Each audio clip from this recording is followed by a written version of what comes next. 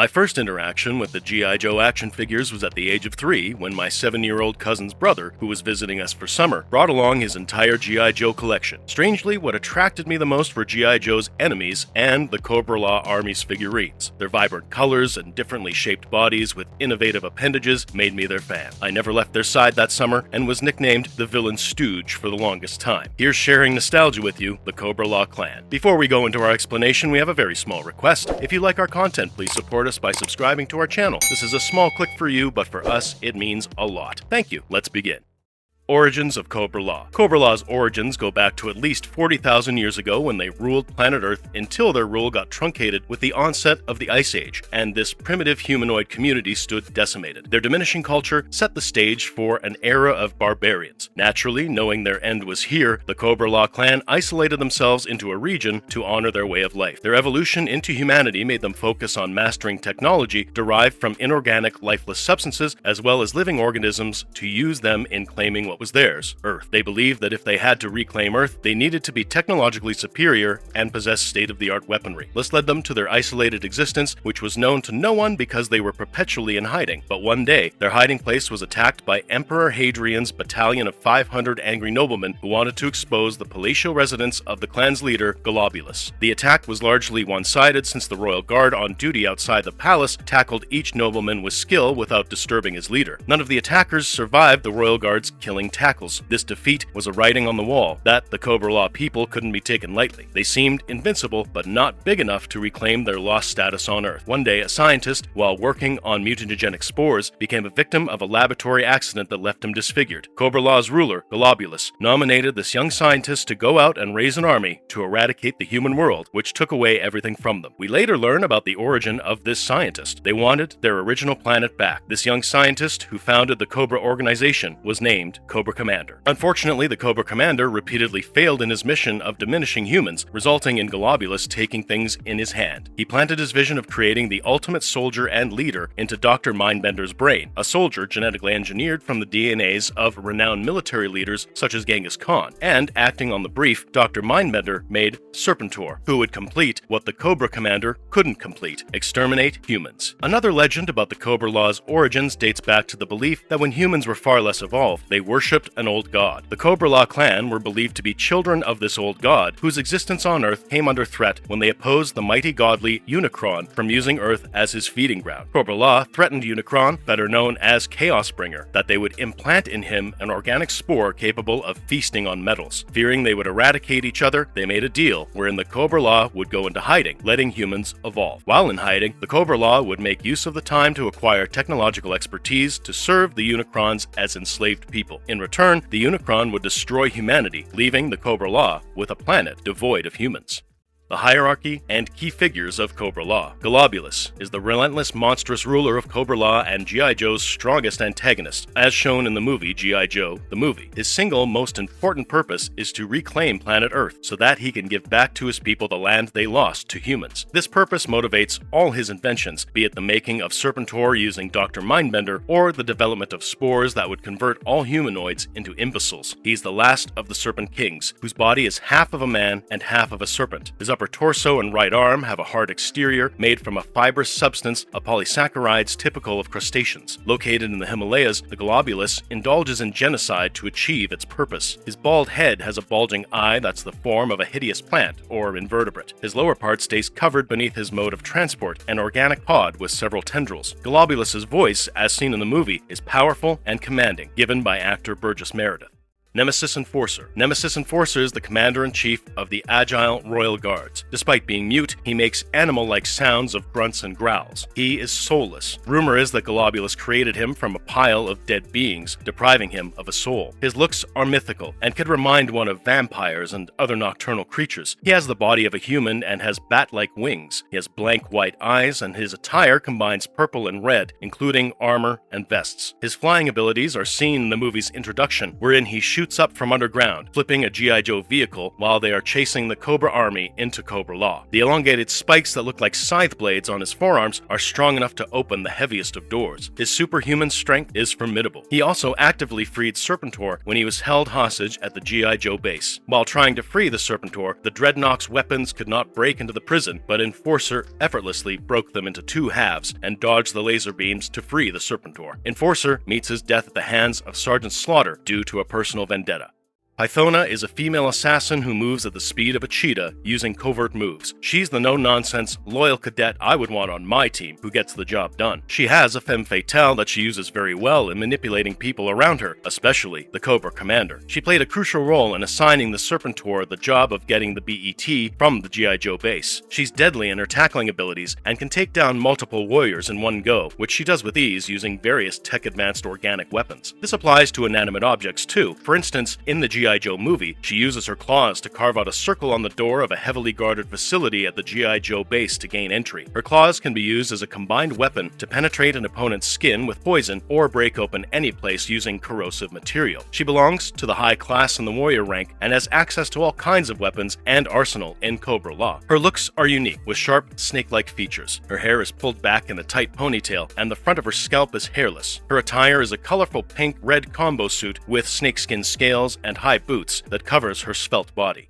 The Royal Guards are unique foot soldiers who live and die for their master, Golobulus, and their fierce loyalty is a result of their brain function being altered to think that way. Their genealogy would read that they belong to the family of anthropods who were genetically engineered as mutant soldiers to serve Golobulus. They wear practically impenetrable armor made from their gigantic insect guardians. They have live insect body parts attached, serving as strong armor. They possess inhuman strength and can even take down a seasoned martial artist, which is seen when they helped out Pythona in capturing G.I. Joe's Joel Colton and Chalk Pa. Their servile demeanor makes them largely dependent on orders from their master. Their faces resemble that of a large insect with button-like eyes. They wear red bodysuits with boots and carry huge, shark-shaped spears. They featured for the first time in the animated series of G.I. Joe titled Sunbow, wherein they were seen taking down a small group of G.I. Joes, such as Snake Eyes. In the Energon universe, they fought Megatron from the Transformers.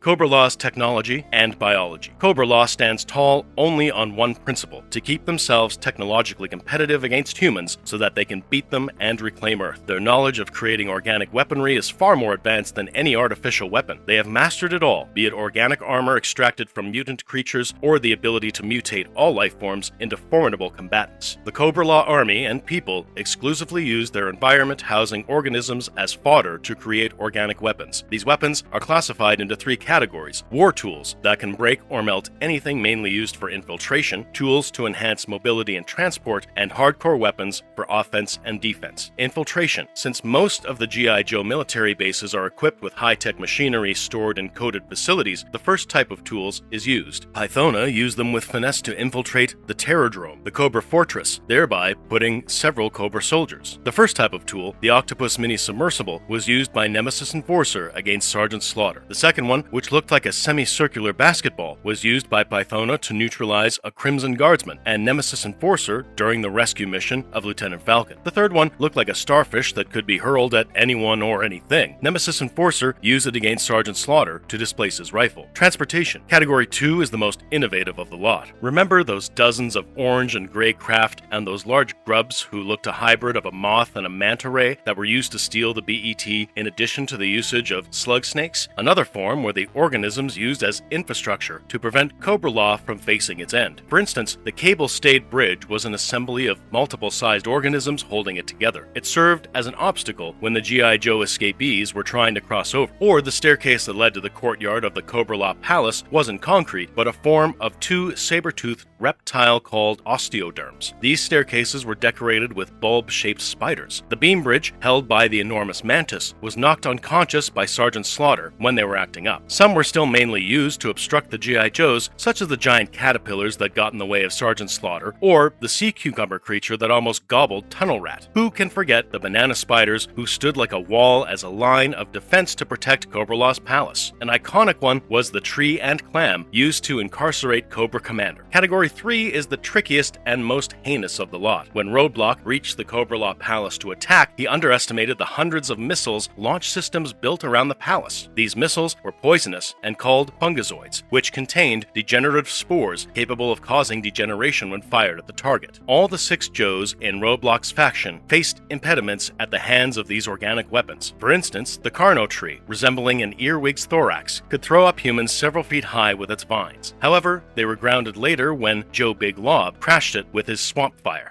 Cobra Commander's connection to Cobra-La. Cobra Commander's story was rehashed and presented in the G.I. Joe movie released in 1987 as someone who worked as a scientist in Cobra-La for Golobulus. From a military-based show, this movie was steered in the direction of sci-fi and fantasy. As the story goes, Cobra-La ruler Golobulus sent the future Cobra Commander into the human world to erect an army to dominate the world, thus strengthening Cobra-La's position. Cobra Commander is part of the Energon universe and sports a masked exterior since he gets disfigured during a laboratory explosion. After the explosion, the Cobra Commander was in a critical state, and the Cobra-La surgeons operating on him had to use snake venom to revive him. The use of snake venom gave the commander a new life, but also gave him snake-like qualities. He became more serpentine after being revived. Cobra Commander is put on trial to explain his constant failures at the mission Golobulus had assigned him. Unable to give a good enough reason, the Cobra Commander is given a death sentence. But the Cobra Commander pleads for his release by talking about the Transformers weaponry. He promises Golobulus that he will go all out to look for more energy to fund their mission. This promise also sets the stage for the Cobra Commander to procure energy, who would team up with Destro, who was already making energy-based weapons in his MARS Industries. Their common mission was to conquer not just Earth, but all the worlds, which made the Cobra Commander veer from his original mission. In the animated series of G.I. Joe Season 2, as well as the movie, Golobulus punishes Cobra Commander for failing his mission and tortures him with spores that demote him from a human to a snake-like being. Cobra Commander escapes with Joe Roadblock, but it is too late, since by now he has lost his human mind and the ability to think. He had become a big snake, always hissing around saying he was once a man. Cobra Commander's switch to the G.I. Joe's side helps them defeat Cobra-La, since he obstructs Serpentor's attack on the Joes.